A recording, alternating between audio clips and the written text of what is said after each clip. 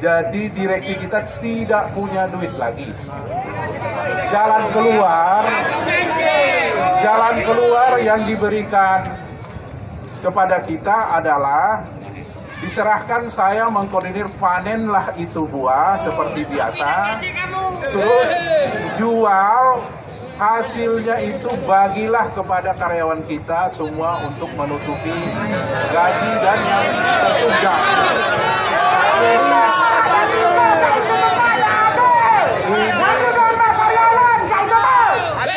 Ini sudah kita bicarakan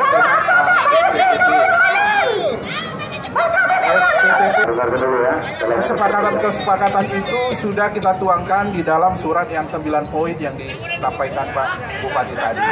Tinggal kita bagaimana sama-sama merembukannya untuk bisa kita panen, kita jual di sini, tidak ada sedikit pun uang itu nanti mengalir ke direksi, ke Jakarta. Itu bisa kita bentuk dewan pengawasnya untuk memeriksa itu. Kita buka rekening tersendiri, kita awasi bersama.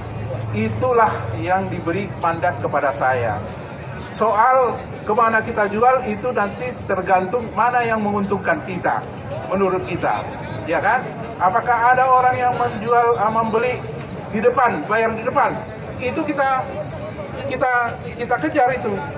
Nah, sekarang yang ada di tangan saya adalah orang yang membeli bayar harian. Masuk sekarang 100 ton, langsung kita pakai harganya si SS Sutomo sebagai patokan, harga di luar sana. Kita kalikan, besok pagi langsung masuk hari ini 150 ton, besok pagi dikalikan harga itu masuk cair. Nah itu mau kita bagikan kita sama-sama. Bagaimana bagusnya, baiknya nanti sudah memberi mandat kepada saya untuk mengoperasionalkan kebun ini, memanen sendiri seperti biasa, dan hasilnya kita jual keluar.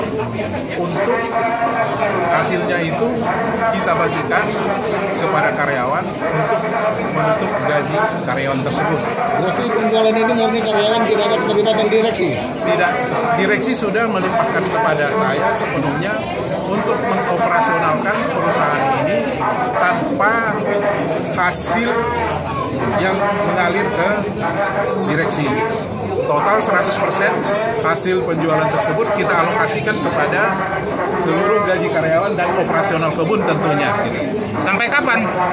Sampai batas permasalahan ini selesai, dalam arti direksi mendapat investor baru atau suntikan dana baru sehingga kondisi penggajian karyawan itu normal kembali. Itu batasannya, Pak.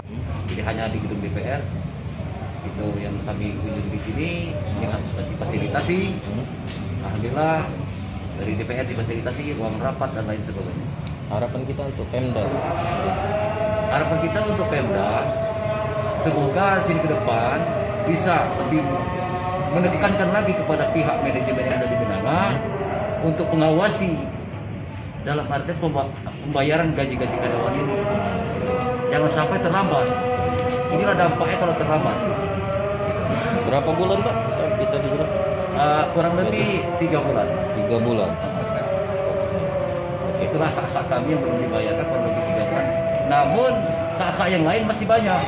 Seperti yang sustek, BPJS, satu beras, token listrik dan sebagainya itu belum terbayarkan. Gitu. Jadi kami fokus menuntut hak normatif dulu, itu gaji. Mudah-mudahan dengan adanya aksi ini membawa satu hasil yang baik, solusi, apalagi bisa dibantu oleh pemerintah, hal ini bupati, pihak DPR dan lain sebagainya. Yang keberapa ini? Nomor 2, Pak. Opsi nomor 2 yang kita ambil, yaitu menunggu investor masuk. Oh gitu ya. Nah, jadi insya Allah schedule kami hari ini ataupun besok ini ada inspektor masuk, ingin bekerja sama dalam artian KSO atau gimana negosiasi nanti. Mudah-mudahan dalam waktu singkat ini akan terjalin dengan baik. Itu loh. Jadi karyawan tidak ada aktivitas, semuanya mau bekerja, posisi mau bekerja sampai ada pembayaran. Siap.